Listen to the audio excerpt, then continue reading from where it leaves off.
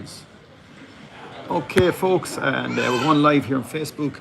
Well, not Facebook, we're on YouTube, and we're here with two boys, and we're in the Netherlands. You would, and with Paul and our second Paul. So we're doing a little broadcast here, and we'll go back to you in a second. Thank you very much. So young Paul here is not coming down his motorbike. Where are you based in Holland, Paul? I'm based in Dracton, but I work in Henry. And Daddy, where are you based? I live in Dracton as well, and I work in Norbert Baton in Dolan. And tell us, lads, how is the language working out for you?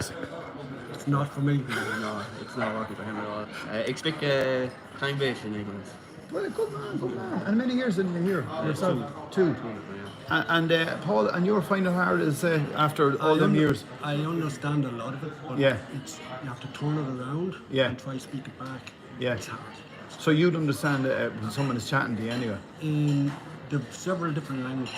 Friesland is more like our language, Gaelic. Yeah. So you could understand a lot of that. But if you use Dutch, it's very hard. Very hard. You can't understand them at all. Now the other thing that I notice as well is when we talk fast when we're at home. And and I notice I have to slow down my words, and everyone understands. Because I was speaking to people last night, and they were saying, "You don't sound Irish," they were saying to me. And I says, "Well, I'm speaking actually, so you'll understand me." So I went through 3 accents. Then I went through the Dublin accent. Oh, jeez, how's it going? You know, she'd no idea what I was saying. And then I done the Cork one, and the Cork one didn't have no idea at all about the Cork one. And then Northern Ireland one, I threw that one in as well. But so a difference. What's the difference, lads, in living in Holland and living in Ireland? To you, Paul, Daddy Paul. I find that the people here are more than to go out of the way to help you in everything. The language, if you have a problem, finding a place to live. If you want to get something, people are there to help you, even in the workplace. But the thing about it, I find that the Dutch here love the Irish. They absolutely love the Irish people. Why? Is it our humour? It's more, but I think it's something like, it's hard to put your finger on it because... Is it because they're Vikings? Probably not. They killed the Vikings. But they understand where the Irish come from. Yeah. Because they went through it with the Germans. Okay. And they look at our background and they say, right, they're not much different than what we are. Yeah. And but I do give them a hard time about the Orange men in Northern Ireland, because the Dutch, what do you call him, William of Orange. Yeah. Of Northern Ireland, I give them a hard time over that. But they see the funny part of it, you know. It's so. And tell me, why did you come to Holland? How did the opportunity come to you? Oh, that's. It's got to do with a woman. Of course Don't know. It's a woman. Same reason I ended up in Belgium, to be honest with you. Yeah.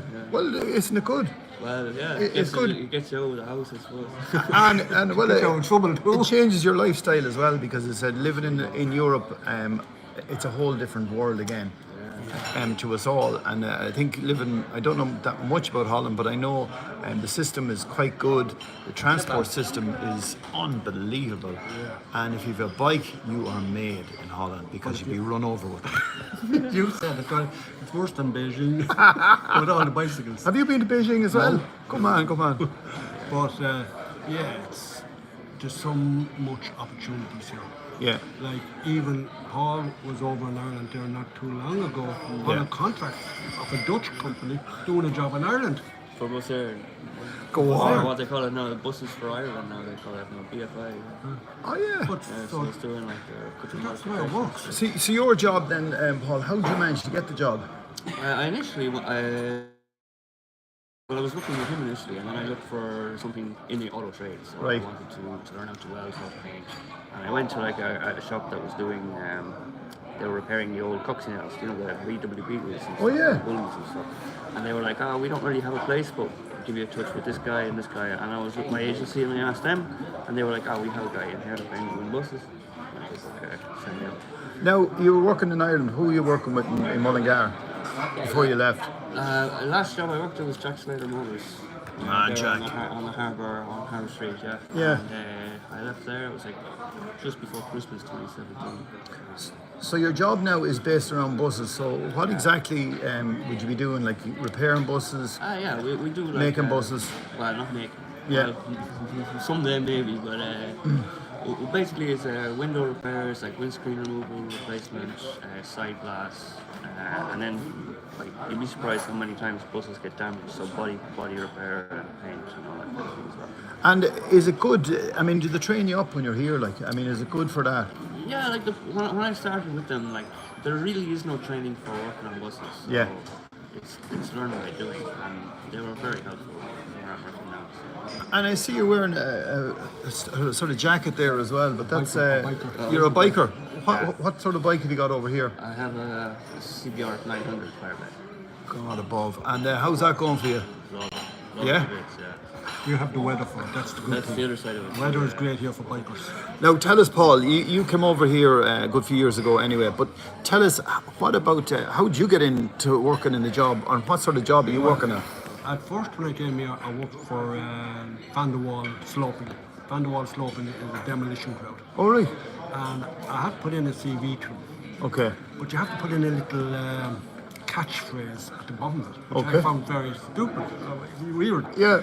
And the girlfriend at the time says, well, why don't you put in the Irishman that likes to get the job done? And I looked there. So I put it down, and within a short period of time, phones were ringing. So I went to Van der Wall, worked with him, knocking down buildings and all that. And I came to one and I said, Ruth, why did you pick me above the Dutch people? Yeah. Well, he says, when I seen your head and the Irishman that likes to get the job done, Yeah. I said, well, there's no other people to take down buildings than the Irish. That was it. So I worked with him, but then during the ball fact, now the ball fact here is the summer holidays. Okay. I didn't have enough holiday hours built up. Okay. So you're transferred to a different company Right. to keep your hours going, Yeah. and keep your pay going. And I went to a company called Seitzma North. And I was with them 7 years? Yeah. 7 years. And when I went to them, after the Baltic Van der Wall came and said, Paul, right, we'll take you back now. Yeah. Seitzma paid more money Okay. to my agency to keep me there, but I got pay rise as well. So they kind of they pull against each other, the agencies here, the Right. companies. So literally, you went to an agency to get the job then. Oh yeah, agencies, you get a job very Yeah, it's fast. sort of like Ireland, where you know, like you're 4 us or whatever it was at Yeah. the time. You join an agency and they're like, okay, now go look for work. Here in the Netherlands, it's like you join an agency and they find you the work. They give you the job. Like what? I don't know what they're doing in Ireland with these agencies. Like, but they're And not they looking for supply anything. everything for you. Oh yeah, work boots if you need them. Yeah, in my job now, they gave me €3,000. So what? Sorry, what's your job now? I work now with Norbert Baton, Yeah. and it's concrete repair. They fill all these different size molds Right. with concrete. It can be landings, it can be floors, it can be walls, it can be underground foundations, concrete stairs, you name it. Okay. Anything to do with concrete, slabs, we don't do blocks. Okay. Don't do. And they come out of the mold if they're damaged, it's my job to repair them. Ah, very, very good. They can't leave the company unless I say they're fit enough to go or goes with them. Brilliant. And what I find about the people from Holland as well is, like, we all slag each other, and we have this connection of just slagging each other in general. But we don't take it too serious. But I think what The Irish. yeah, but the thing about the people from, or the Holland gang, as I say, you say, well, I need a lift down the town, and they say, right, well, what time? I will collect you at 10 past, and you're going, to keep but that worked. There's a difference There's a between Irish difference. time and European time. Like, I know that, lads. I had about like 2.5 days to the Irish time. And If then you sorry, say, like, if you say I'll see you at 6:30, Yeah. in Dutch that's 7:30. Oh, yeah, actually, yeah, they don't do 1/2 they do You say- 1/2. 2:30. Yeah, so it's like half. We Choose the next hour. Or you'll say 30 minutes after, Yeah. or 20 minutes over, or 15 minutes before. Right.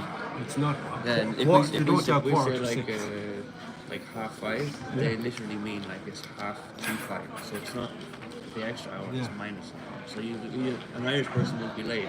Right. If they say Many 5:30 times. and you come at 5:30, you're an hour late. So it's 5:25. So you have to be very careful on the times. But as well as that, as I said, they are straightforward. I mean, they seem, and I mean, and then they enjoy the fun of the whole thing as well. When I was here first, there was one particular guy that would never talk to me, Yeah. and the woman at the time said, "Why are you so negative towards him?" Yeah. She says, "I don't like English people." Yeah. Says he, just because he speaks English doesn't mean he's English. Says he, what do you mean? Says he's Irish. Yeah. She told him all this in Dutch. Yeah. He's Irish. He actually came over to me and apologised. Says I thought you were English. We don't like English. I don't know. No, no, might be just him. he was Maybe just him, yeah. He was him because I believe he was in military. Okay. Yeah. And I think he was in a wheelchair, so he wasn't too happy. Just remember about that. But the other thing as well is, what did I just think of? And it was in my mind, and then it flew away, and it's gone again. But I just can't think of it now. But yeah, look, lads, I really appreciate that you take the time to meet up with us here, and I'm delighted to see that you're doing so well and happy in your work. Oh, yeah. The other thing I was just thinking about was, Paul, you said you were telling me about the hospital. The system seems to work amazingly here. The system here is 100%. Like, I needed surgery. I went to the hospital. Went to my doctor first. Okay. She gave me a letter to go. The hospital is just across the road from where we live. Yeah. So she gave me the letter. I went over to the hospital. Gave the letter to the secretary. She called me in to see the surgeon. He says, yeah, you need a surgery. Says he, can you talk to my secretary and we'll arrange it. So on the way out, I turned around to my ex at the time and I said, oh yeah, going to be like Ireland, a waiting list now for next year or so. By the time I walked halfway home, which is just across the road, I get a phone call, Paul, your appointment is for Friday. And it's like, that's surprising. But the time I got home, I got another call, we can't take you Friday. Yeah. Can you come in the morning? And the operation done the following day. Brilliant. It's worth noting though that if you want to work in this country, you have to have private health insurance. There's 3 things you It's need. a requirement. Yeah, Absolutely. you need accommodations, Okay. you like a postal address, you need insurance, health insurance, and you need a job. And if you're coming here, unless you have somebody now that's going to support you, Yeah. like if somebody takes you in and can use their address, and then until you get a job, they'll support you. But if you're coming and you have nobody there, Yeah.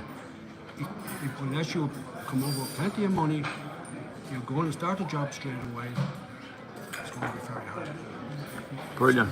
Well, look, lads, as I said, it's great to meet up with you, Mullingar men from Mullingar in Mullingar. We're not exactly, we're in Holland. And with Paul and Paul, thanks a million for meeting up, lads. And we'll chat to you all soon, folks. Bye for now.